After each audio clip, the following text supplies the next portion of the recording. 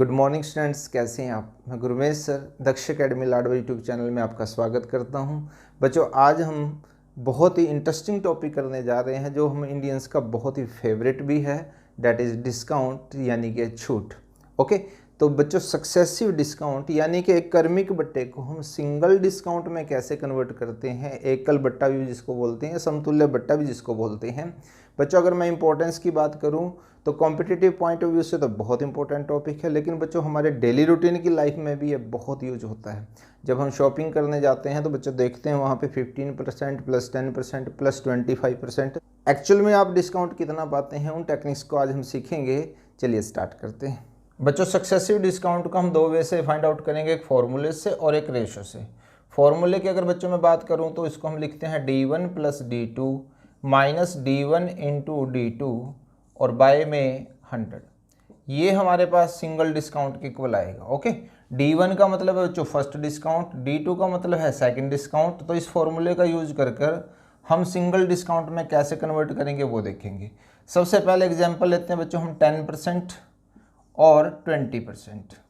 Okay, 10% और 20%, यानी कि जो 10% है ये आपका D1 है और जो 20% है वो आपका D2 है। तो हम इससे सिंगल डिस्काउंट कैसे फाइंड आउट करेंगे वो देखते हैं। तो इसमें वैल्यूज़ रखते हैं बच्चों हम 10 प्लस 20 माइनस में 10 इंटू 20 और बाय में 100। ओके, तो यहाँ से जब हम इसको कैंसिल आउट करते हैं तो ये बनता है बच्चों 30 में से 2 माइनस करते हैं तो कितना आता है बच्चों, 28% आता है हमारे पास। यानी कि देखिएगा सिंगल डिस्काउंट एक्चुअल में कितना है बच्चों, 28%। कुछ स्टूडेंट्स क्या करते हैं, इसको प्लस करके देख लेते हैं। तो 10 प्लस में 20 करेंगे तो बच्चों 30 आएगा। कभी भी जो आपके पास सिंगल डिस्काउंट आएगा वो इनके प्लस से हमेशा कम आएगा, ये बात ध्यान रखिएगा। तो 28% आपको एक्चुअल में मिला है। अब देखिएगा ये हमने लिए थे जब 2 डिस्काउंट थे। कई बार बच्चों शॉपकीपर एक डिस्काउंट और दे देता है, जैसे यहाँ पे 25% दे दिया तो यह D3 हो गया। अब देखिएगा बच्चों इस फॉर्मूले की लिमिटेशन क्या है, यहाँ पे सिर्फ आपको 2 डिस्काउंट दिए गए हैं। अब यहाँ पे थर्ड भी है, तो थर्ड में हम इसको कैसे अप्लाई करेंगे वो देखते हैं। तो बच्चों हम क्या करेंगे, पहले 2 का फाइंड आउट कर लेंगे एक रिजल्ट। जैसे इसमें हमारे पास 28% आया तो 28% बच्चों यहाँ पे लिखेंगे, यानी कि ये हमारा अब नया D1 हो जाएगा। तो जो ये 25 है इसको यहाँ पे लिखेंगे, माइनस में 28 इंटू 25 और बाय में 100। ओके, जब आप इसको कैंसिल आउट करते हो यहाँ से तो बच्चों ये आता है 7। इन दोनों को प्लस करेंगे तो कितना बनेगा बच्चों, 53 माइनस में 7, यानी कि एक्चुअल डिस्काउंट जो हुआ वो आपके पास हुआ 46%। ये बात हमेशा ध्यान रखिएगा, जब आप इन सारों को प्लस करते हैं तो एक्चुअल जो डिस्काउंट होता है वो हमेशा इससे कम आता है। तो इस तरह से बच्चों देखिएगा, पहले हमने 2 का फाइंड आउट किया, फिर थर्ड का भी हमने फाइंड आउट कर दिया इस तरीके से। और अगर वो 4 देगा तो फिर हम इसको नेक्स्ट D1 मान लेंगे और जो फोर्थ होगा उसको लेकर भी हम आगे कर सकते हैं।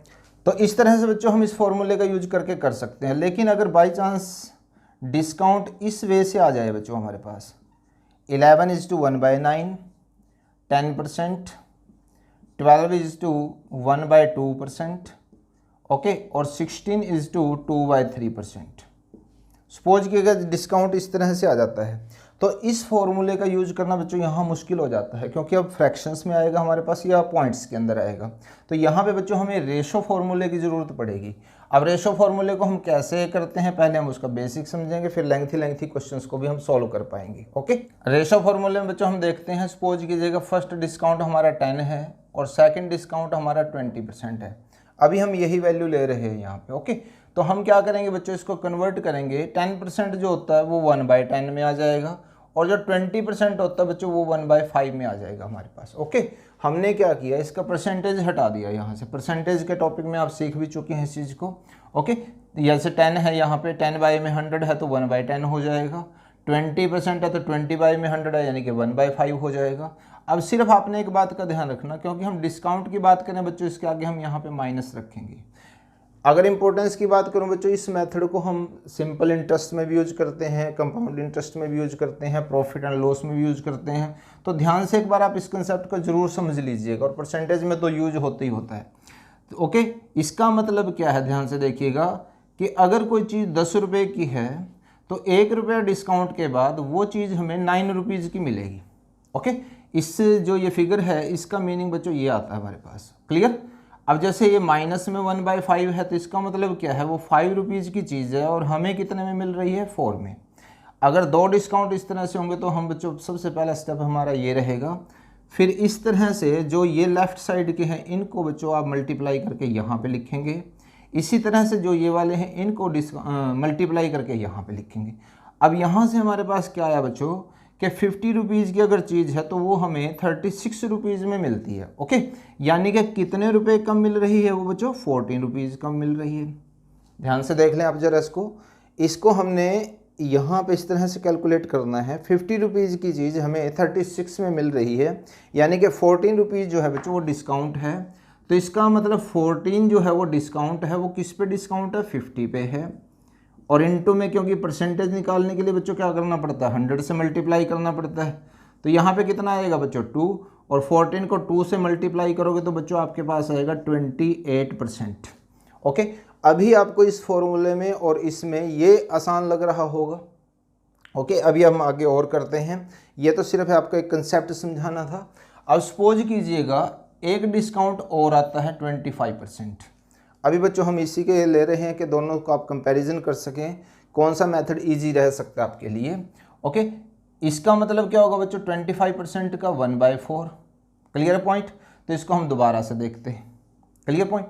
यहाँ से एक चीज़ आप और कर सकते हैं, देखिएगा इनको आपस में कैंसिल भी कर सकते हैं क्रॉस में, अगर कोई भी होता है तो ये फिगर हमारी थोड़ी सी छोटी आ जाएगी। देखिएगा हम इसमें देखते हैं, यहाँ पे 10 है बच्चों, तो कितने में मिली हमें वो चीज़, 9 रुपीज़ में मिली है। इसका क्या आएगा बच्चों, 5 है तो कितना आएगा यहाँ पे रेट, 4 आ जाएगा। और यहाँ पे बच्चों 4 है तो कितना होगा बच्चों, 3 आ जाएगा। Clear point. अभी मैंने आपको क्या कहा, अगर देखिएगा आप इनको मल्टीप्लाई करेंगे तो यहाँ से 200 आएगा और यहाँ से 108 आएगा, तो थोड़े से कहीं ना कहीं नंबर्स बढ़ जाते हैं। इसलिए हम क्या करेंगे, अगर कोई कैंसिल हो सकता है तो उसको हम कैंसिल करेंगे यहाँ पे। लेकिन ध्यान ये रहे बच्चों, कैंसिल क्रॉस में करना है, आपस में कैंसिल नहीं करना है। तो यहाँ पे 4 से 4 कैंसिल हो गया हमारे पास। क्लियर है। तो इन दोनों को मल्टीप्लाई करके 50 आया और इन दोनों को मल्टीप्लाई करके बच्चों यहाँ पे आया 27। ओके, अब देखिएगा डिस्काउंट कितना बच्चों, यहाँ पे 50 रुपीज़ की चीज़ 27 में मिल रही है। इसका मतलब हमें डिस्काउंट मिलता है बच्चों 23 मिल रहा है डिस्काउंट 50 पे। परसेंटेज निकालने के लिए क्या करना पड़ेगा बच्चों, 100 से मल्टीप्लाई करना पड़ेगा। तो यहाँ पे कितना आया बच्चों, 2, तो ये आया बच्चों हमारे पास 46%। ओके, तो जब आप इसको कंपैरिजन करते हैं तो अब आपको ये फॉर्मूला थोड़ा सा इजी लगा होगा, क्योंकि इसमें हमें इन तीनों का डिस्काउंट फाइंड आउट करने के लिए पहले ये फाइंड आउट करना पड़ा, फिर हमें ये करना पड़ा, और यहाँ पे इकट्ठे ही एक बार में ही हमारे पास डिस्काउंट आ गया। तो बच्चों हम यहाँ पे 4 का भी इकट्ठा निकाल सकते हैं। हमें इस मेथड का बेनिफिट यही रहेगा। अब हम देखते हैं बच्चों, इसमें जो ये चीज़ दी गई है फ्रैक्शंस में, रेशो मेथड कैसे जो हमारा फॉर्मूला बेस्ड मेथड है उससे बेटर रहता है। बच्चों देखिएगा, अब हम इस जो हमें नंबर्स दिए गए हैं इनका हम सिंगल डिस्काउंट कैसे फाइंड आउट करते हैं वो देखते हैं। तो सबसे पहले बच्चों हम क्या करेंगे, जो ये 11:1/9 है इसको हम फ्रैक्शन की फॉर्म में लेके आएंगे। तो परसेंटेज में हम आपको सिखा भी चुके हैं। ओके, इसका मतलब होता है 1/9। अगर कुछ बच्चों ने वो क्लासेस नहीं देखी हैं तो यहाँ से देख लीजिएगा। 11 9 जा 99 प्लस में 1, तो जो 11:1/9% है उसको हम बच्चों कैसे लिख सकते हैं, 100/9, क्योंकि परसेंटेज हटाना है तो क्या करेंगे बच्चों, 100 से डिवाइड कर देंगे। तो इसकी वैल्यू कितनी आई बच्चों, 1/9। इसी तरह से जो 10% है तो इजी है, 1/10 आ जाएगा आपका।